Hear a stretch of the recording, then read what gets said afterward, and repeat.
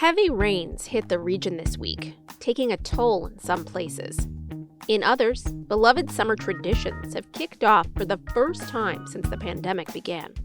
Coming up on this episode of The Eagle, we'll go over the week's top headlines. You might have been able to get one before, but you probably didn't know that it was illegal. Tenured faculty at New York colleges is still mostly white men. We'll talk to UAlbany President Havidán Rodríguez about his efforts to change that. I just don't think that there's a silver bullet that you can throw out there and say, okay, we're going to hire diverse faculty and then just make the announcement. Nearly 4 years after closing in fear of retribution from the regime of Turkish President Recep Tayyip Erdogan, the capital region's Turkish Cultural Center has reopened. And they feel like the clear and present danger has maybe declined a little bit. And with names like Tis the Law and Bodacious Tatas, I can't even say that without giggling, how exactly are racing thoroughbreds named? Flat fleet feet flies 4 furlongs in 44 and 4. This is The Eagle, a Times Union podcast, a look inside our newsroom. I'm Jessica Marshall.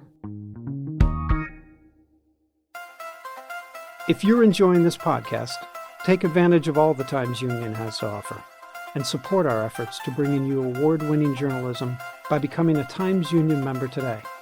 Go to timesunion.com/subscribe.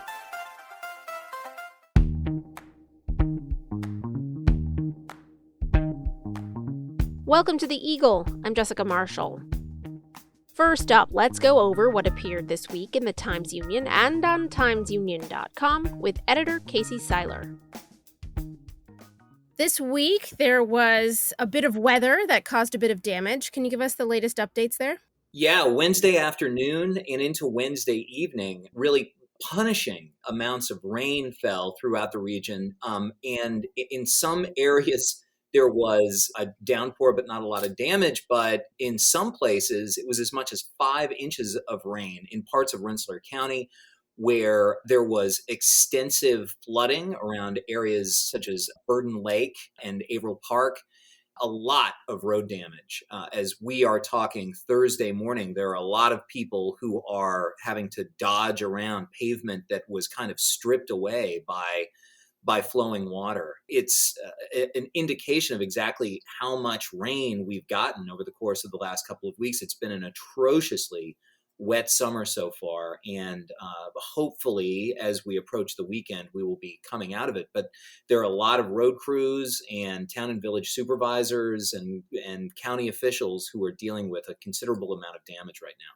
And there are some really good photos of some of that damage on timesunion.com, so be sure to check them out. All right, moving over to the state, there seemed to be an issue this week with a discrepancy, if you will, between the number of COVID-19 deaths reported by the state versus the federal count. Can you give us more details on that? Yeah, Marina Villeneuve of the Associated Press wrote a very good story noting that the Federal Centers for Disease Control counts 54,000 people in New York who have died from COVID-19 as a cause or a contributing factor that was listed on their death certificate, whereas the state has a number that stands at this point around 43,000. The Cuomo administration's count, she noted, includes only laboratory-confirmed COVID-19 deaths at hospitals, nursing homes, and adult care facilities. That leaves out people who died at home or in hospice, in state prisons, or state-run homes for people living with disabilities. And as Chris Churchill noted in his most recent column, it's what appears to be another maddening example of the Cuomo administration undercounting and trying to kind of present a prettied up, to a certain extent, picture of the toll of COVID-19 across the state. Of course, federal investigators in the Eastern District of Brooklyn are looking into the state's handling of the pandemic as it raced through nursing homes and whether or not a Department of Health directive contributed to the spread back during the first spike. And it's yet another reason for people to, unfortunately, look somewhat askance at the figures that are supposed to be durable that are coming out of state agencies. Yes, and I'm sure we will be following that quite closely. as time moves on. All right, so this week, the Saratoga Racetrack is opening its meet for the first time in 2 years. However, the night before the opening, which was on Thursday, we're talking about Wednesday night here, there was a bit of a clash between Saratoga Springs protesters and police. That is an issue that we've been covering for the last 2 weeks or so, kind of finally came to a head. Can you tell us what happened there? Yeah, this was a protest that was staged on Wednesday afternoon and evening by protesters in Saratoga Springs. And as noted, it comes about 2 weeks after a press conference that was held by the assistant police chief, John Catone, in which he basically blamed a couple of violent incidents in the city on Black Lives Matter protesters. What he said was kind of a schism that they were creating between the public and the police. A lot of people denounced this and criticized it, saying it was nothing more than a racist dog whistle, and it was an attempt by the police chief to shut down speech that he did not like. The chief on Wednesday put out a statement in which he said that he allowed anger and frustration to interfere with my intended message, and that he was not attempting to, in fact, shut down anybody's speech. The protest that began just after that included about 30 protesters and was greeted by about 20 law enforcement officers, and it looked like there were both city police and county officers in tactical gear, and they essentially pushed the protesters down Broadway towards Congress Park. It looks like there were about a half dozen arrests, but it's an indication that racial tensions between activists and law enforcement in the city continue. All right, one last topic here, an interesting one. Can you get a haircut on a Sunday now in New York State? Happily, yes. You might have been able to get one before, but you probably didn't know that it was illegal. A more than century-old example of what are known as the state's blue laws that essentially were put in place to kind of protect the Sabbath, Sunday in this case, specifically. These go back to laws that, shut down bars back in the day and, prevented liquor sales on Sundays. So this one, which was strange, prevented shaves and haircuts in New York on Sundays. Apparently, it might have been related to the fact that barbershops were seen as being easy places to get a drink in addition to getting a trim. A bill that was proposed was signed into law by Governor Cuomo with a lot of haircut and shave puns in the press release that went along with it. But yes, and it was pitched as a way for businesses to take control and determine their fate as they try to rebound from the pandemic. So yes, if you feel the need, go get your hair done on Sunday. I'm sure we had a lot of fun trimming that headline. Ha, ha, ha. All right. All right, Casey, thank you so much. We'll check back in with you next week.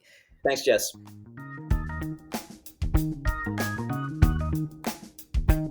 As always, you can read more about all the stories and issues that we discuss on this podcast at timesunion.com. According to recent data from the U.S. Department of Education, women and people of color teaching at New York institutions are far less likely than their male and white peers to earn the distinction of tenure. Times Union education reporter Rachel Silberstein recently spoke with University at Albany President Havidán Rodríguez about the university's efforts to increase diversity among its tenured faculty. Here's a bit of their conversation. I know this is something that's close to your heart and you're working with SUNY on, so I was hoping you could maybe shed some light on why is it so hard to make that leap and get to tenure? This issue of diversity, equity, and inclusion is critically important for institutions of higher education. And clearly, we need to make much more progress than we've made. And actually, when you look in general at higher education and diversifying the faculty in higher education, particularly tenured and tenured track, if you've got numbers, you've probably seen that, we've basically made no progress, little to no progress in the past decade, right? It's been a major challenge. Despite all these diversity initiatives and grants and funding, none of it seems to work. I do think it works. I just don't think that there's a silver bullet that you can throw out there and say, okay, we're going to hire diverse faculty and then just make the announcement and that's it. We have evidence, and you'll be seeing in some of the searches that we're conducting here at UAlbany that if there is a holistic focus, right? If there is a strategic focus in terms of diversifying your faculty and your staff, it's difficult and it's a challenge. I'm not saying that, but I think you can move the needle forward. But it's not a one measure fits everybody. But you really have to look at this holistically as an institution. What do you believe is the advantage of having diverse tenured faculty in terms of women and people of color, in terms of the type of research that's produced and in terms of how it affects the classroom? I think it's critically important, right? I think, research has shown that a diverse workforce, whether it's in higher education or outside of higher education, is a much more engaging workforce. It's a much more productive workforce. It's a much more collaborative workforce. So those are three key elements that are critically important for me. I also know, and we also know, right, that, like I said before, 38% of our students are underrepresented minority students, right? And yet they don't see themselves necessarily reflected, right, in our faculty or staff, because only 10% of our faculty are underrepresented minority faculty. So we also need to diversify that pool of faculty so students see role models represented there, right? That these are people who are professionals, who made it to a faculty member, who are tenure track, who have made great accomplishments and great contributions to the field, and students can see these faculty members as role models, as mentors who will help them navigate higher education because they've been through similar experiences, right? Like I've been through many of the experiences that my students at UAlbany have been through. I can identify with those issues and those challenges. And I believe that I can serve as a mentor. And I believe that I have experiences that can help those students think about, wow, you can grow up in the Bronx or Brooklyn or Puerto Rico, and look, you can go a long way and make a big difference if you work and you devote yourself to being successful. But they need to see those role models, and that is what is it's important, as well as you mentioned the research that these faculty conduct, right? As you know, we've had some press releases recently on the amazing work that UAlbany has done on the disproportionate impacts of COVID-19 on communities of color, right? That's been due to our deliberate focus on minority health, on health equity, our Center for the Elimination of Minority Health Disparities, right? We've got great strengths. That's also a result of our very diverse faculty and our interest in diversity, equity, and inclusion. We talk about pipelines a lot, but I think the research shows that it hasn't moved the needle very much over the years. So as I said, right, the pipeline is critically important because if those students don't graduate from high school, they're not going to make it to college. They're not going to make it to be faculty members. So pipeline is critically important, but the pipeline by itself doesn't occur willy-nilly, right? For example, a long time ago, I led a program funded by the Ford Foundation focused on minority opportunities through school transformation program. And it was really literally about building those pipelines to ensure that students receive effective mentoring, advising, support, guidance, to navigate through higher education. But it is about the concerted efforts of the university, whether it be at UAlbany through our strategic plan, through our diversity committees, now through the SUNY Prodigy funding, now through the NSF Advanced Adaptation Grant. So it's got to be in our climate committees, right? When you pull all these things together, then you're telling a whole story about the commitment of the institution, the strategies and the initiatives that we are developing, and the focus on concrete outcomes, right? So it's not one single step, it's a process, and it's dynamic, it's changing, but it has to be holistic. And everybody needs to buy in. This is not the commitment of the president. It needs to be the commitment of the provost. It needs to be the commitment of the deans, of the department chairs, of the faculty. And then you're talking about, making important progress and significant difference. Like money was something that came up a lot when I talked to graduate students who are, pre-tenure, or faculty. Like, is it Have you changed your reimbursement style or done anything to smooth that process? People are still paying off their grad school loans when they're trying to get tenure. Funding is critically important, particularly, right? Again, going back to, we've got 38% of our students are underrepresented minority students, 1/3 of first generation, 1/3 of low income students, right? So money is a factor to ensure that they make it through college. That's why, for example, the capital campaign that we just completed last year, one of the primary focuses was on scholarships and funding and fellowships, right? So that's key in order to ensure that college is affordable. We've invested significant funding in terms of institutional funding as well in providing scholarships to our students at the undergraduate and graduate level. We just created an endowment for the Educational Opportunity Program, the EOP program. It's a $1 million endowment. As you may know, these are students that are first generation, low income students, underrepresented minority students. And by the way, this program at UAlbany, which is one of the largest in SUNY system, we're close to a little bit over 800 students.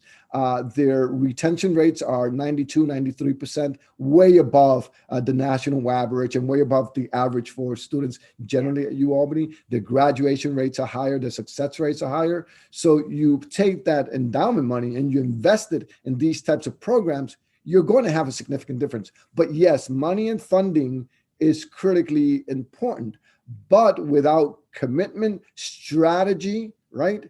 Yeah. You can have all the money in the world, you're not going to move forward. Do you think it'll be a snowball effect as they climb the ranks of academia, they are reviewed by their peers? You think as their peers become more diverse, it'll be much easier, the path will get easier, their research will be valued more, and all this, the path will be cleared a little bit? I think so. I think that, also having, at the end of the day for faculty, you've got to judge their scholarship. You've got to judge, right, their contributions to their field, to their departments, the college and the institution. But when you have like-minded people that have been through similar experiences, people that are publishing in the same journals, people that are doing similar research, right, you begin to develop a better understanding of the work of scholars, particularly scholars of color. And I think that's been part of the issue in higher education, a lack of understanding of the critical importance of the work that many faculty of color are doing. And we need to change our mindset in that regard as well. After the break, the region's Turkish Cultural Center is back. And what's the story behind horse names in thoroughbred racing?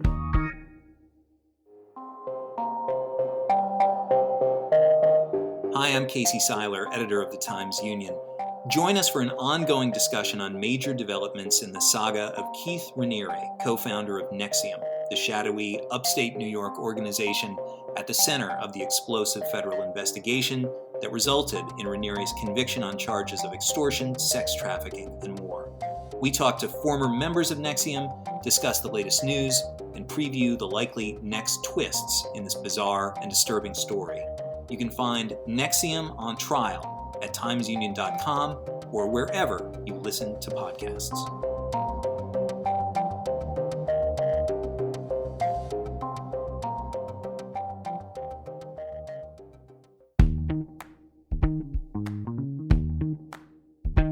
Welcome back. You're listening to The Eagle, a Times-Union podcast. I'm Jessica Marshall.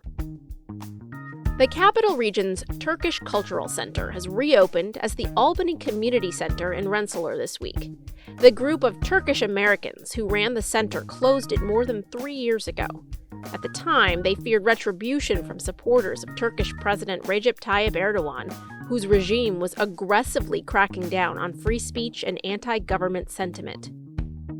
Now, Erdogan's hold on the country has loosened significantly, and members of the community here in the Capital Region feel the time was right for a fresh start.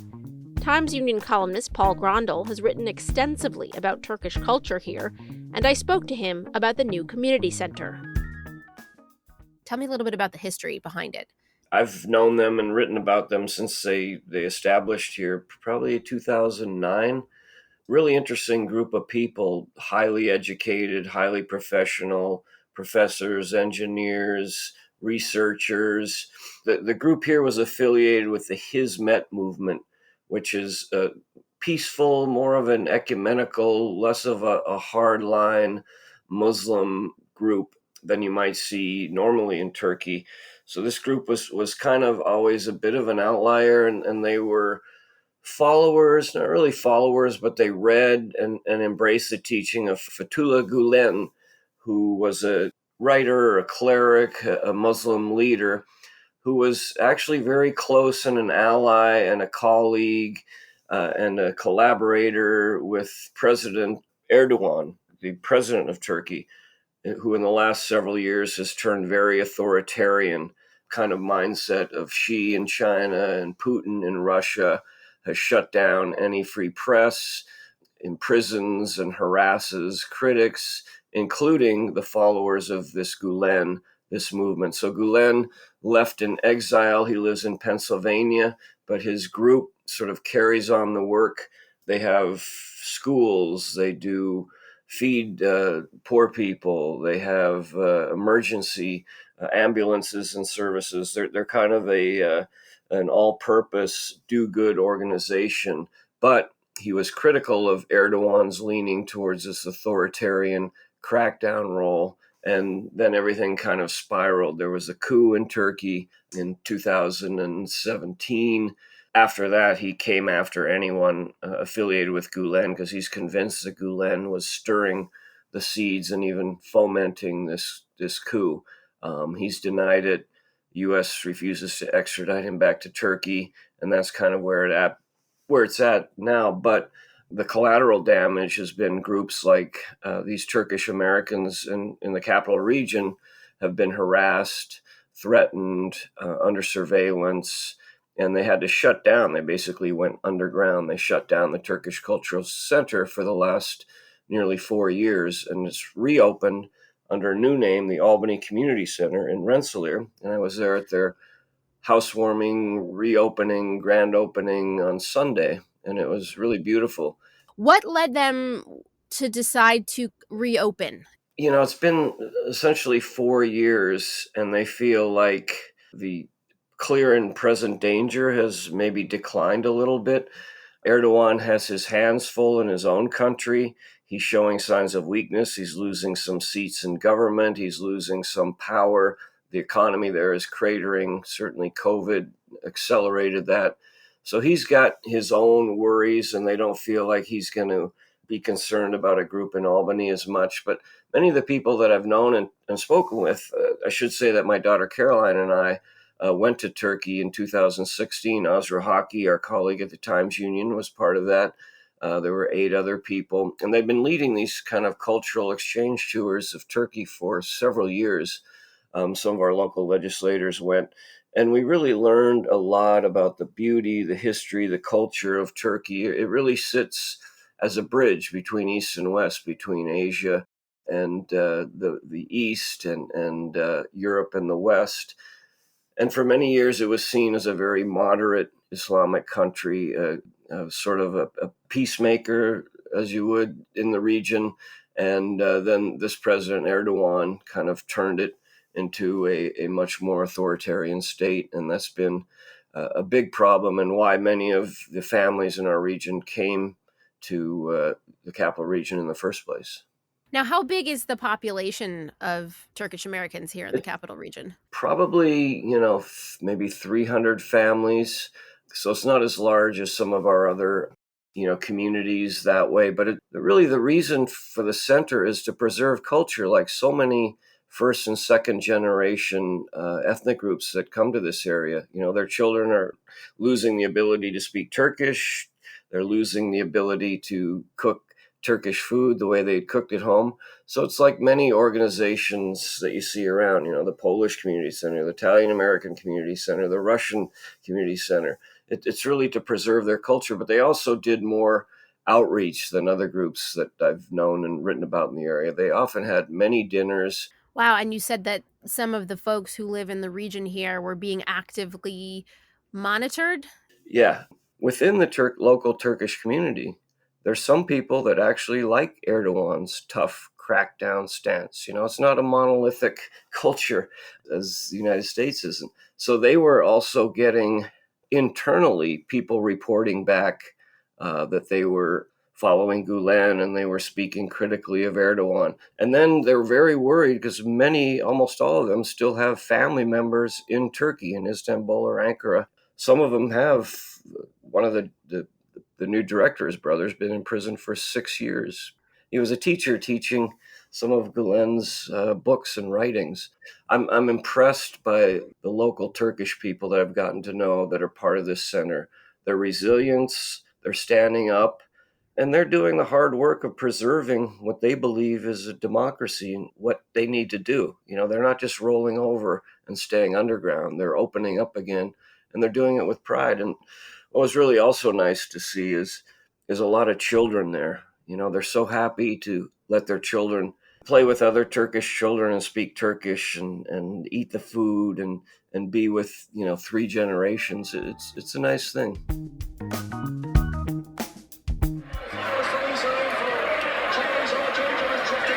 The summer meet at the Saratoga Racetrack is underway this week. The historic course opened its gates to fans for the first time in about 2 years.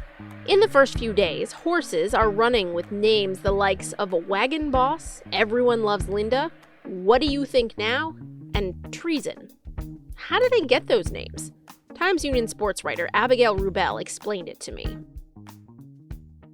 So I'm not much of a track goer. I've been now and again, and I definitely don't study any of the handicap lists or anything like that. My strategy for picking horses, picking winners, I go down the list of horses and I just pick the one with the greatest name. So I think I picked a horse named YYY one year for really no apparent reason. And it did quite well for me. I ended up, getting some money on that race. So you wrote about how to name a racehorse. So where did you start when you researched this story? Well, the first thing I did was read the Jockey Club's extensive list of rules on the subject. The Jockey Club is the organization that governs horse racing in America. It keeps a registry of all the names, and it has a lot of rules regarding what you can and cannot do with your horse. For example, the most onerous rule probably is that you can't name a horse the same thing or even a similar thing to a horse that's currently breeding or racing. And it takes, I believe, 5 years for those names to clear. So once a horse stops breeding or racing, it's 5 years before you can use that name again. And there are a lot of horses. Yeah, but then there's also the rule that you can't name a horse after another horse that was like uber famous, like say Seabiscuit or even American Pharoah or something, right? Yeah, so any horses in the Racing Hall of Fame, any horse that's been voted Horses of the Year, that's won one of a few prestigious awards, any horse that's won more than $2 million, any horse that's won the Kentucky Derby, the Preakness, the Belmont, the Breeders' Cup Classic, or the Breeders' Cup Turf, any of those, can't name a horse that. So no more Secretariats. That seems pretty limiting, but then again, there are some really funny, clever, interesting horse names out there. So how do you name a horse? Well, one of the most common strategies, according to Jack Knowlton, who's the managing partner of Saratoga Stable, which owns Tis the Law and Funny Side, was probably their most famous horse. What they do, and what a lot of people do, is they try to incorporate the names of the horse's parents, the sire and the dam, in horse racing parlance. So Tis the Law, for example, father was Constitution and the mother was Tis Fizz. And so they combined those two to get Tis the Law. With Funny Side, you have the father Distorted Humor and the mother Bell's Good Side, CIDE. That's pretty common. You get other owners who have businesses outside of horse racing and bring that into their horses. For example, Radi Valente owns a quarry, and so a lot of his horses have, stone themed names or, quarry themed names. Interesting. Sounds like a bit of free marketing thrown in there as well. Yeah, absolutely. You also get owners who try to sneak names past the Jockey Club. The Jockey Club also has a rule that names can't be suggestive, vulgar, in poor taste, things like that. Caesar Kimmel was a particularly famous one who was mischievous. He had horses named Titular Feast, Bodacious Tatas, Colder Than a Witch's. I mean, they were really skirting the line there. Skirting was a little generous. I don't know how this got past the Jockey Club, but that was sort of his calling card, were those sorts of names. That's funny. Now, when it comes to the folks who announce the races, you talked to a couple of announcers of the races about how they feel about some of the names. What did you learn there? Yeah. Well, Caesar Kimmel strikes again with the announcers. Both of the ones I talked to mentioned a horse, Flat Fleet Feet. Tongue twister. It's easy enough to read or to say, when we're talking here, but if you're narrating a very fast-paced race, it gets tricky. Yes, they do talk quite fast. Yeah, Tom Durkin, who was a longtime race caller, said he remembered saying Flat Fleet Feet flies 4 furlongs in 44 and 4, which I can barely say talking to you. And he said, it was as if I was saying to Caesar Kimmel, is that all you got? Say that 10 times fast now. I couldn't. I couldn't. That's definitely a mouthful. And if they teach you anything in broadcasting school, it's to speak slow. But, as an announcer of a horse race, you can't really do that. So do you have any favorite horse names that you either had in the past or, developed in researching and writing this article? Well, aside from Kimmel's names, which obviously stuck out the most, one that actually I wasn't able to mention in the article was Bustin' Stones, which is one of Roddy Valente's horses, of course, Stones, because of his quarry. I like that one quite a bit. That's pretty clever. One Saratoga horse that's running Viking Zim. I like that one a lot. After hearing what you're saying here and what you've written, I don't think I'm going to change my strategy at all. I'm still going to go by the coolest horse name. Well, you also get owners like Terry Finley, who helps run West Point Thoroughbreds, who really do try to give their horses names that reflect like their strength and talent. So not always the worst bet. That's it for this week. I'm Jessica Marshall. We'll be back next week with another look inside the newsroom here at the Times-Union. In the meantime, check us out on Facebook, Twitter, YouTube, and Instagram, or head over to timesunion.com for the latest news and features. The Eagle is a production of the Times-Union. It's produced and edited by me, Jessica Marshall, with help from the Times-Union digital team and the newsroom. And special thanks this week to Casey Seiler, Rachel Silberstein, Paul Grondahl, and Abigail Rubel for their reporting and contribution to this episode.